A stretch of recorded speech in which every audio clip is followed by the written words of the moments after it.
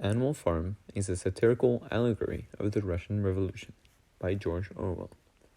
It was published in 1945 after the war, when Stalin's totalitarian regime in the USSR was highly criticized by the democratic socialists. Orwell, being part of the movement, wrote this novella to open the West's eyes on the true colors of the USSR. He demonstrated Stalin's abuse of power through the character of Napoleon, who exploits his people through methods of control. A way in which Napoleon exerts his power is through starvation. He keeps his people on low food supply in the toughest conditions. In Chapter 7, the weather is described as bitter and followed by hard frost.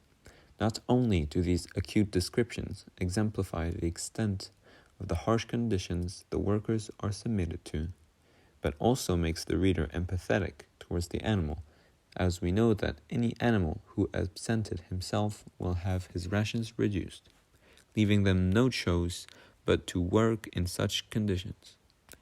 The word rations is a key tool to impact the reader, as it is reminiscent of the rations the 1945 audience would have received during World War II. Just as Orwell intended, the reader now feels contempt for Napoleon, thus equally for Stalin, who also starves his people during the Russian winters.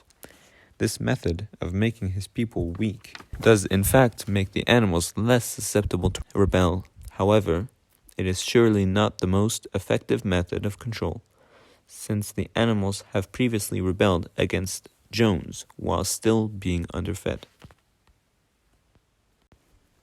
While violence does keep the individual quiet in public, it does not prevent them from consulting en masse privately. On the other hand, Napoleon's use of violence clearly has a containing effect on the animals.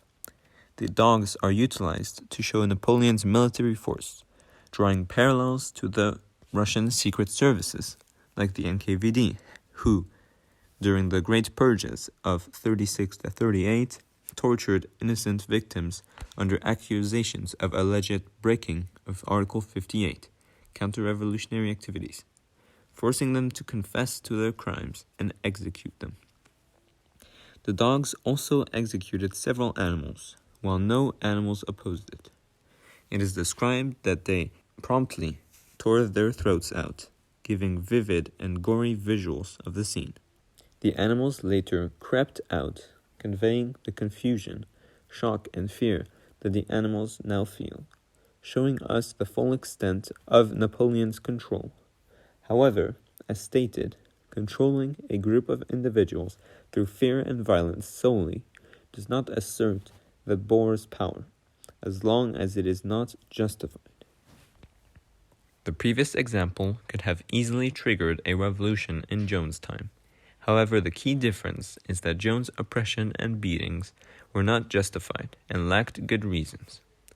Napoleon successfully brainwashes his population through squealer and his use of language.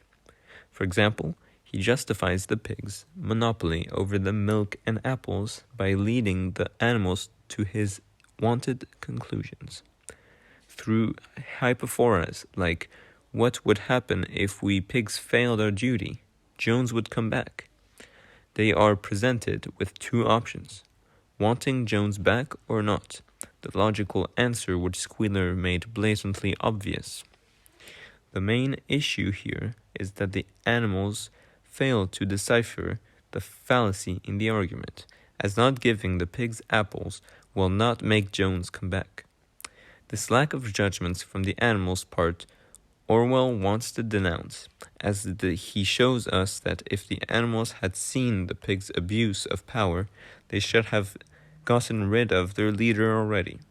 This shows how propaganda prevents all animals to seeing the obvious truth, and thus rebelling, making it his best tool of control.